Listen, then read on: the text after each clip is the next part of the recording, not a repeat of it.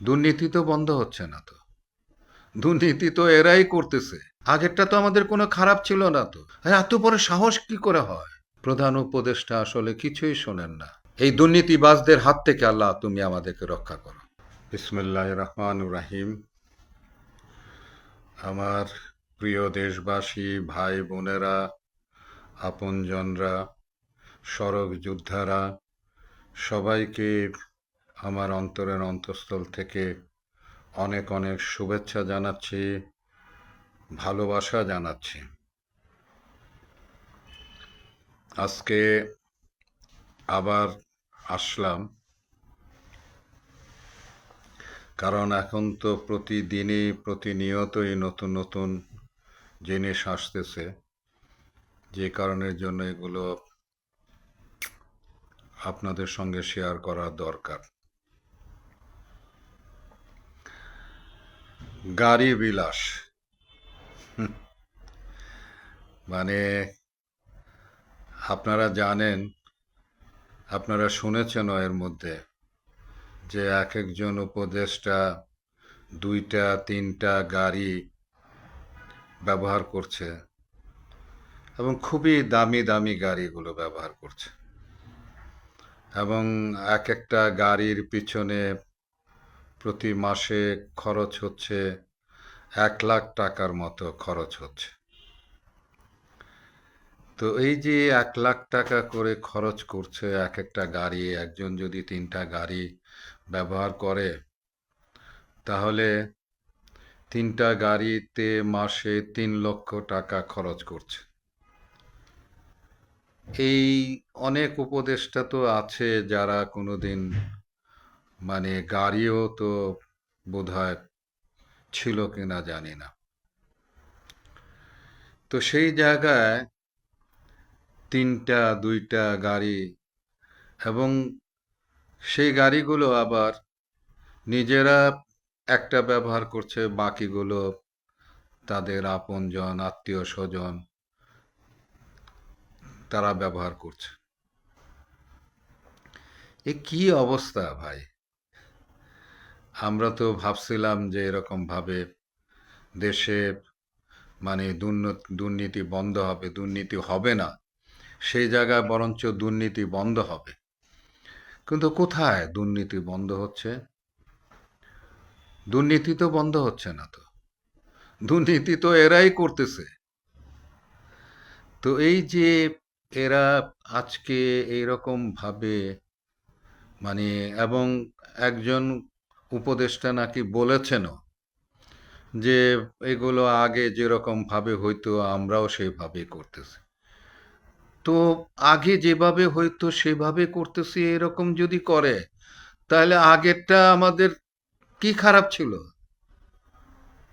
আগেরটা তো আমাদের কোনো খারাপ ছিল না তো। কি আশ্চর্য! কিভাবে, কত বড় সাহস! আবার এই ধরনের কথাও বলে যে আগের আগে যেরকম ছিল সেইভাবেই আমরা চলছি, সেইভাবেই করছি।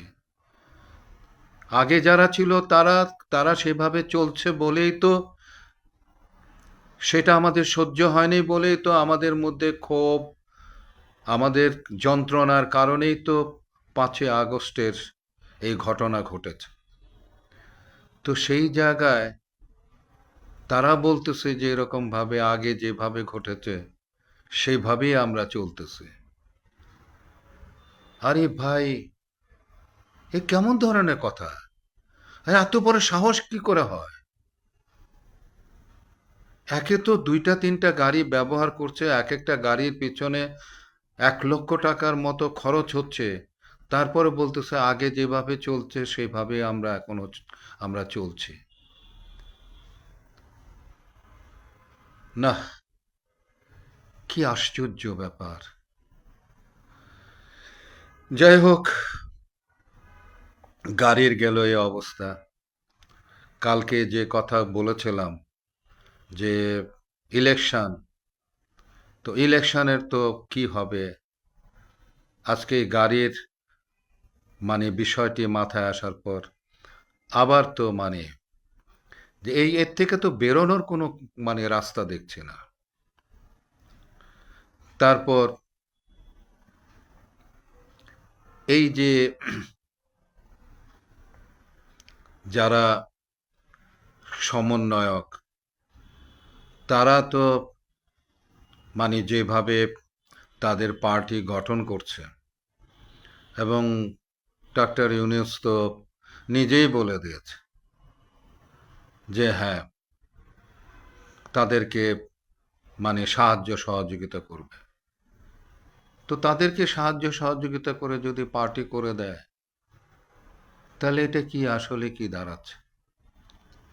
আর তারপরে যে উপদেষ্টারা আপনার গিয়া আইন শৃঙ্খলা পরিস্থিতি, মানুষের দুঃখ দুর্দশা, দ্রব্যমূল্য, এই সমস্ত জিনিসগুলো তারা নিয়ন্ত্রণ করতে পারছে না, সেই জায়গায় এই যে আপনার গিয়া যে আপনার গিয়া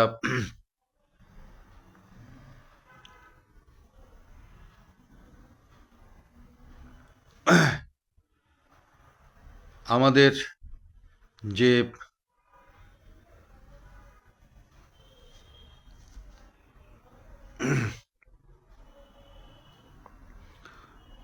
আমাদের যে বিষয়গুলো, এই যে আপনার গিয়া মানে আপনার সংস্কার করার যে বিষয়টি, সংস্কার করার জন্য যে প্রস্তাবনাগুলো দেওয়া হচ্ছে, এগুলো কারা বাস্তবায়ন করবে ভাই? কারা বাস্তবায়ন করবে এগুলো? এই সংস্কার প্রস্তাবগুলো এক একজন এক একটা প্রস্তাব দিচ্ছে, সেগুলো পেশ করা হচ্ছে। যারা আপনার গিয়া আইন শৃঙ্খলা পরিস্থিতি, দ্রব্যমূল্যর পরিস্থিতি, তারপরে আপনার গিয়া চাঁদাবাজি, লুটতরাজ, এই সমস্ত জিনিসগুলো যারা বন্ধ করতে পারছে না, তারা আবার সংস্কার কিভাবে করবে? কিভাবে তারা সংস্কার করবে? আমি তো আসলে আমার আমার মাথায় আসলে ঢুকছে না। তো যাই হোক, মানে আমি সামনে খুব একটা ভালো কিছু দেখছি না।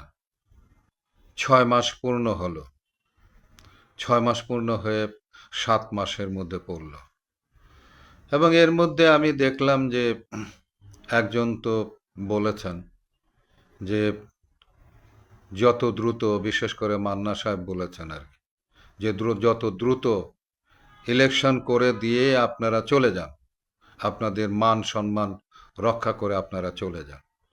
কিন্তু ইলেকশন করে দিয়ে কি, ইলেকশন করে দিয়ে ওনারা চলে যাবে? ওনারা কি করবেন? কি ধরনের ইলেকশন করবেন তারা? মান সম্মান রক্ষা হবে তারা ইলেকশন করে দিয়ে চলে গেলে? আশ্চর্য লাগে আমার কাছে যে এরকম ভাবে প্রধান উপদেষ্টা আসলে কিছুই শোনেন না। উনি উনি যা ভাবেন উনি সেটাই করেন।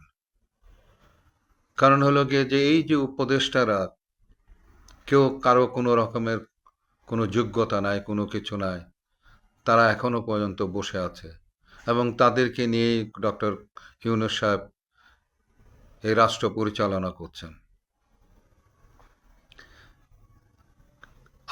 আমি যেটা মনে করি যে ইলেকশন যদি সঠিকভাবে করতে হয়, তাহলে কিন্তু আপনার গিয়া সাকওয়াত সাহেবকে কিন্তু এখানে কিন্তু আনতে হবে। কিন্তু ইলেকশন পরিচালনা করার তার অভিজ্ঞতা আছে, পুরনো অভিজ্ঞতা আছে।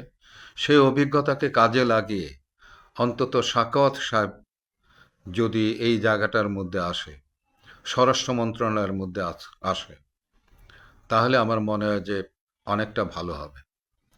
আর এখনো বলছি, এখনো আপনার প্রধান উপদেষ্টা, আপনার এখনো সময় আছে। এই অযোগ্য যারা আছে, অযোগ্যদের আপনি বের করেন, বের করে দিয়ে যোগ্য মানুষগুলোকে এবং ইয়াং জেনারেশনকে এখানে প্রমোট করেন। যারা অন্তত এনার্জেটিক যারা হবে তাদেরকে আপনি প্রমোট করেন। যদি আপনি এটা প্রমোট যদি না করেন, তাহলে কিন্তু আপনি এই যে সারা জীবনের জন্য কিন্তু যে মানুষ আপনাকে যে সমর্থ দিয়েছে, আপনাকে যে সমর্থন দিয়েছি আমরা, এইরকম সমর্থন, এইরকম একটা মানে রাষ্ট্রপ্রধান এর আগে কিন্তু কাউকে কিন্তু দেওয়া হয় নাই কিন্তু। আপনি এত কিছু পাওয়ার পরও আপনি যদি কিছু না করে যেতে পারেন, আপনি যদি অন্তত ইলেকশনটুকু যদি ভালো করে না দিয়ে না করে যেতে পারেন, তাহলে সারা জীবন কিন্তু এই বাঙালি জাতি আজকে দেখছেন তো, কাউকে কিন্তু কেউ কিন্তু ক্ষমা করে না কিন্তু, কাউকে ক্ষমা করে না কিন্তু বাঙালি জাতি, আপনাকেও ক্ষমা করবে না। তো যাই হোক, গাড়ি বিলাস, হ্যাঁ, হায় রে গাড়ি বিলাস, এটা বন্ধ করেন।